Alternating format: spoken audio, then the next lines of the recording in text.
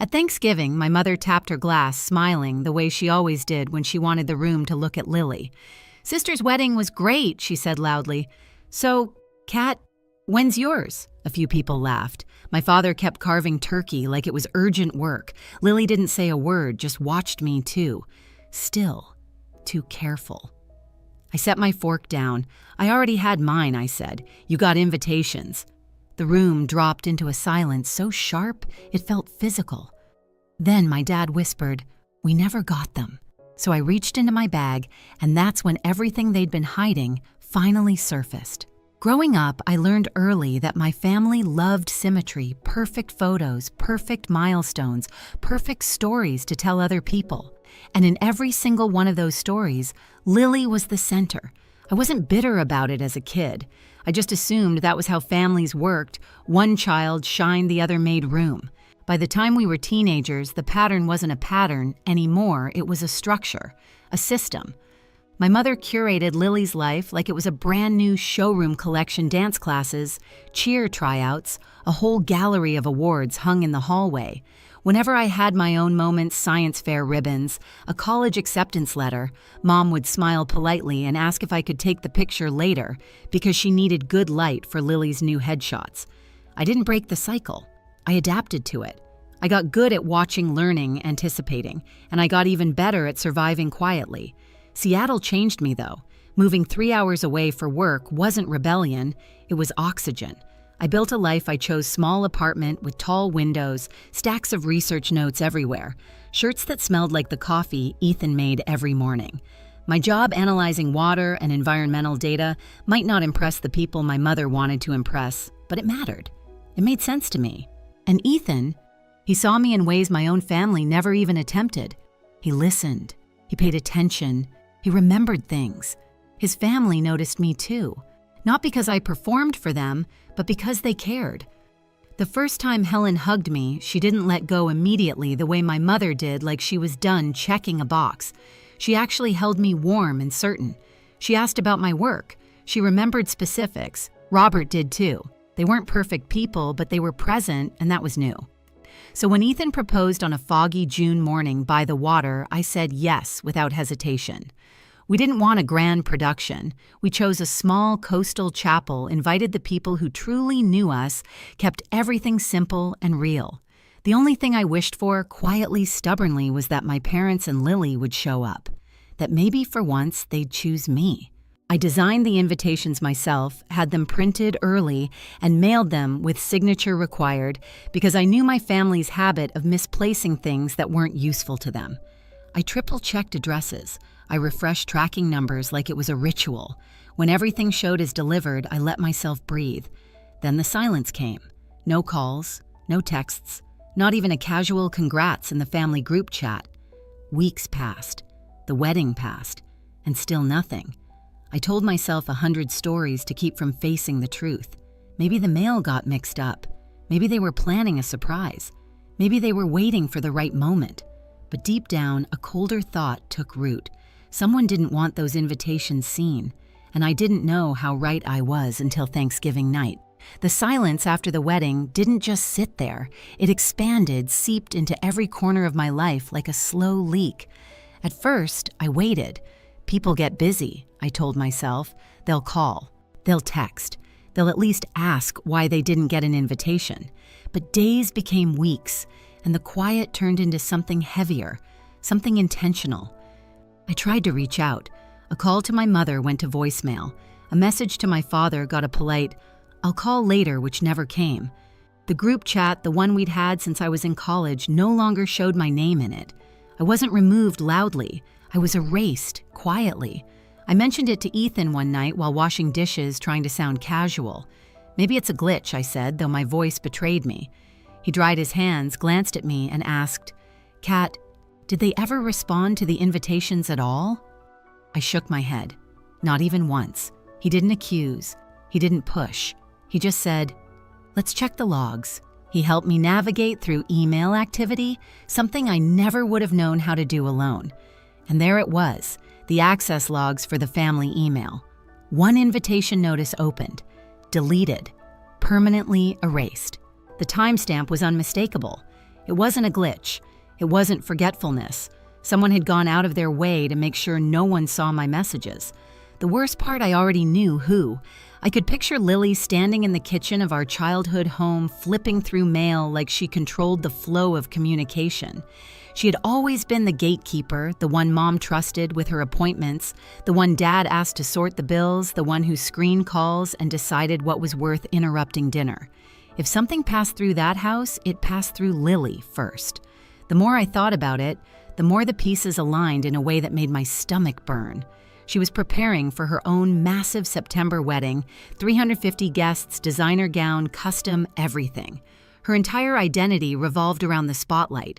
My wedding, even small and quiet, had the potential to draw attention away from hers. And Lily never shared attention easily. Still, I needed proof. So I pulled up the tracking receipts. I'd saved 4 packages, 4 signatures. My name as the sender, their address as the destination, and the signature at the bottom. One I recognized immediately, Lily's. I stared at the curl of her handwriting, felt my throat tighten. She hadn't just forgotten, she hadn't just misplaced them. She intercepted them. She made sure nobody saw my wedding at all. Ethan touched my arm gently. "Kat, what do you want to do?" I didn't have an answer right away. Anger would have been easier, rage would have made sense. But what I felt was something deeper, something sharp and old, a familiar wound reopening. What do you do when the people you love choose not to see you? Thanksgiving was coming. I almost skipped it. Almost let them keep pretending I didn't exist. But pretending was what built this mess in the first place. So I made a different choice. I went. And I carried the truth with me.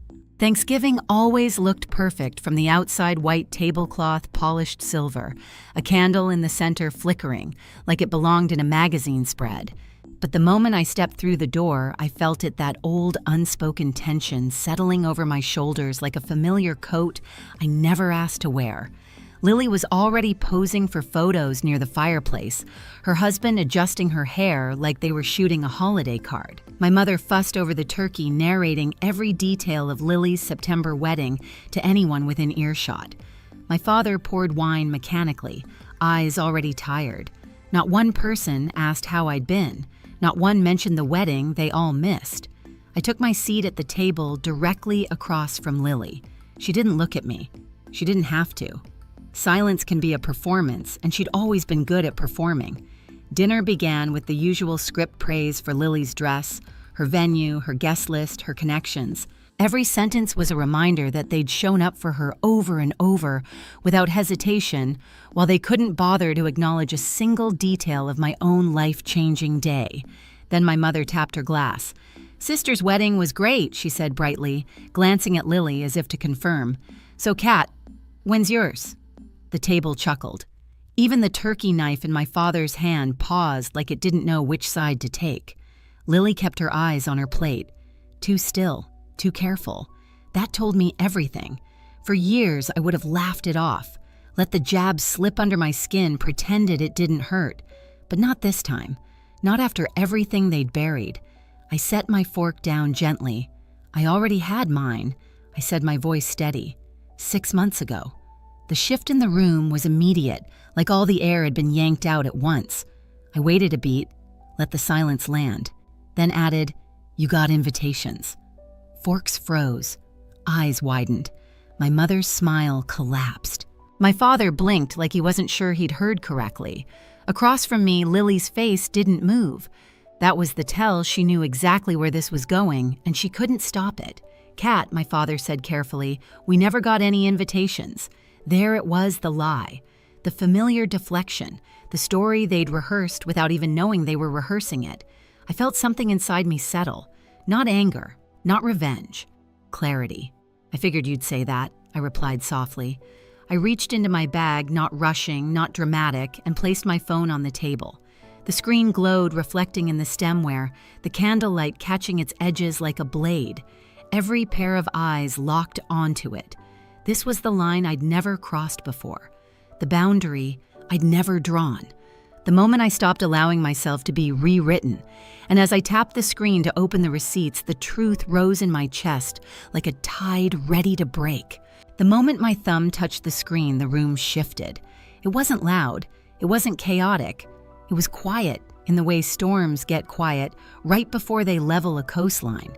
The receipts opened in a neat little list, 4 deliveries, 4 signatures, all marked received. I zoomed into the first one and rotated the phone so the entire table could see. The looping, confident signature at the bottom was unmistakable. Lily. My mother gasped softly, her hand flying to her mouth. My father leaned forward like he needed to see the truth up close or it wouldn't count. Ryan stiffened in his chair, his eyes darting from the screen to his wife like someone had suddenly spoken a language he didn't know she understood. Lily didn't move. Her face didn't even twitch. I could feel my pulse in my fingertips, but my voice came out calm too. Calm. These were delivered April 23rd, I said. All 4 invitations. Signed for by Lily. Dead silence again. But this time it wasn't surprise. It was exposure. Kat, my father whispered this. This must be a mistake. It's not, I said, swiping to the next screenshot. This is the tracking log from the Postal Service. Priority mail. Signature required. All confirmed, all delivered. I paused, then added quietly, and all intercepted. My mother shook her head. No, that makes no sense. Lily would never. Oh, stop, I said gently. Not harsh, just done. You keep saying what Lily wouldn't do, but you never look at what she actually does. That landed. My mother froze. Ryan finally spoke, his voice low. Lily, did you sign for these? Lily blinked. Not slow, not thoughtful, but mechanical, like she was trying to reboot her expression. I don't remember. Sometimes I grabbed the mail, but I didn't see any invitations. I stayed quiet. I'd learned a long time ago that silence is sometimes louder than any accusation, so I let it sit. My father, staring hard at Lily, now said, You didn't see 4 packages from your sister, around the time you knew she was engaged. It's not my job to track everyone's mail. Lily snapped back, the first crack in her composure sharp enough to cut. It was the wrong move.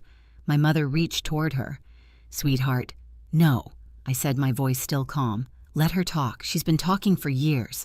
Lily glared at me. What's that supposed to mean? I didn't answer the question. I swiped to the last screenshot, the email log Ethan helped me access. This, I said quietly, is the activity log for the family email account. The wedding announcement email I sent in April was opened from this house, then deleted. Immediately. My father's jaw tightened. Who has access to that account? Everyone at the table knew the answer. Everyone always knew the answer. Lily finally broke. I didn't delete anything she said too fast. I tilted my head.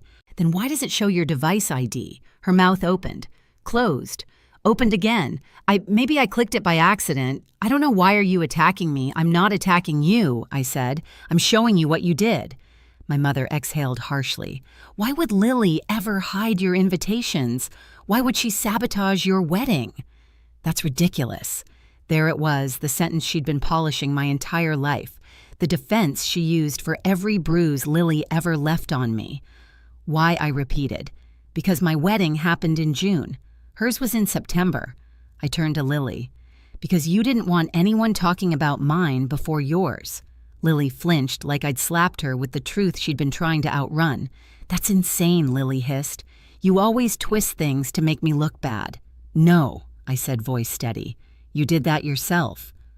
Ryan's chair scraped the floor as he stood. Lily, is this true? She stared down at her napkin, her breath shaking. Everyone always thinks Kat is so innocent. She never needs anything. She never wants anything. She ruins nothing for anyone. She just exists and makes everyone feel what I asked softly.